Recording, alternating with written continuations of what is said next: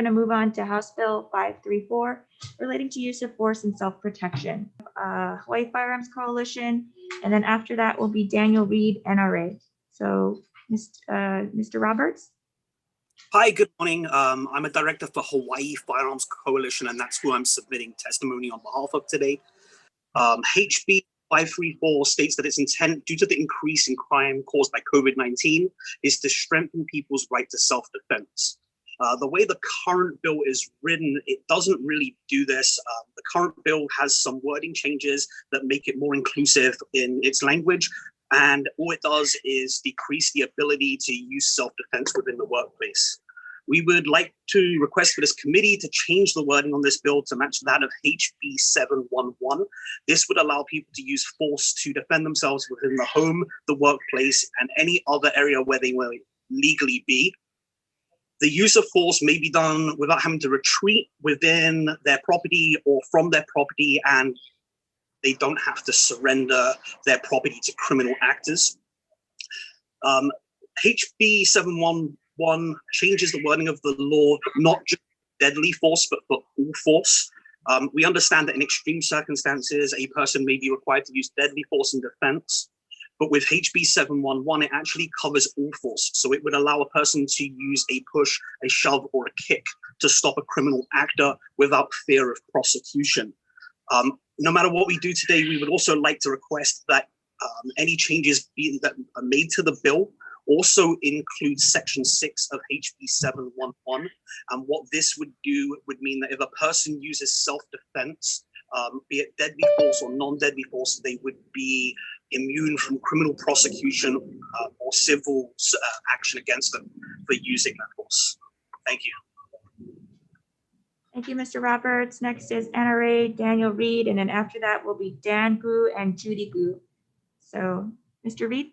Yes, good morning, Madam Chair and members of the committee. For the record, Daniel Reed, Western Regional Director with National Rifle Association. We're here today in regretful opposition to this bill. We feel that HB 534 muddies the water regarding current self-defense laws, including threatening your right to self-defense in the workplace.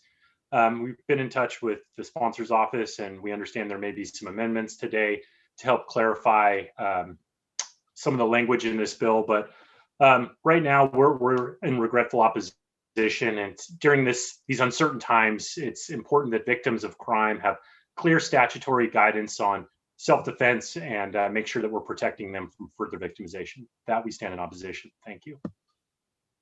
Thank you, Mr. Reed. I'm Todd Yukutake. I'm opposed to HB 534 for the reasons that were previously stated in the opposition.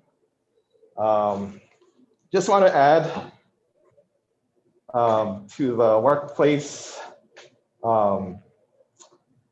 As far as crimes in the workplace, there was a recent incident, well, a few years ago. There was an aloha tattoo in Kailua. This was on the news where the gang was going around Honolulu, robbing and beating stores and gaming parlors.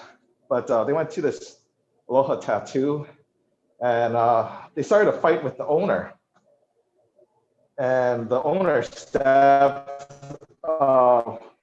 one of the criminals, the bad guys, and killed him. And he was arrested for murder.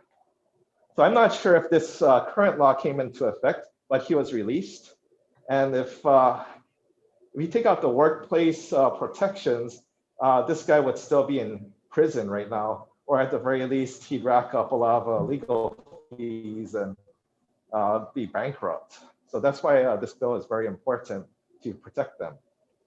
Before I'm a former police officer, retired veteran and firearms instructor. And when you get attacked, you don't have time to figure things out. And you don't know what the attacker is going to do. You don't know if they're going to murder you, or if they're there to rob you or rape you or kidnap you. You don't know what they're going to do. They might be mentally ill, act erratically. You also don't know what they're capable of. Can they run faster than you? So you don't know if you can get away or not safely. 20 years ago, I was involved in a robbery. I was a victim.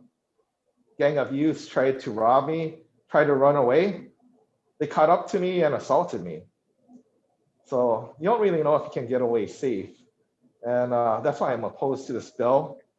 This is supposed to be, self-defense is supposed to be a victim's rights thing, but this bill turns into a criminal rights and criminal protection bill. That's why I ask that you change the wording in the bill to that of HB711, and that'll be a full stand your ground law here in Hawaii to protect the good people. Thank you. House Bill 534, I'm going to defer to Vice Chair Ely. Thank you, Chair. This is an overwhelming testimony that was given. The recommendation is to delete the contents of the bill and to insert the contents of HB 711 and to defect the date and add some tech amendments.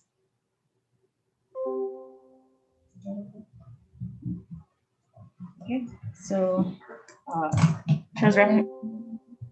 Members, are there any questions? Yes, question, Stacey.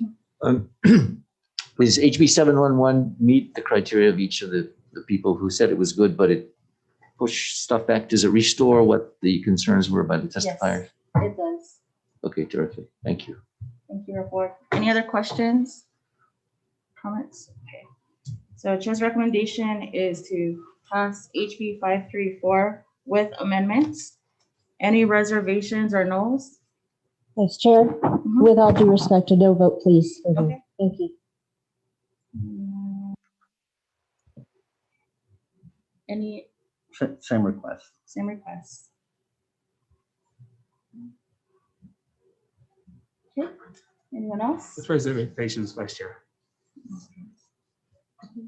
With reservation? Sorry, Whitson, we couldn't hear you. Reservations, please. Okay. Okay, anyone else? Okay, Chair, your recommendation is adopted. Thank you very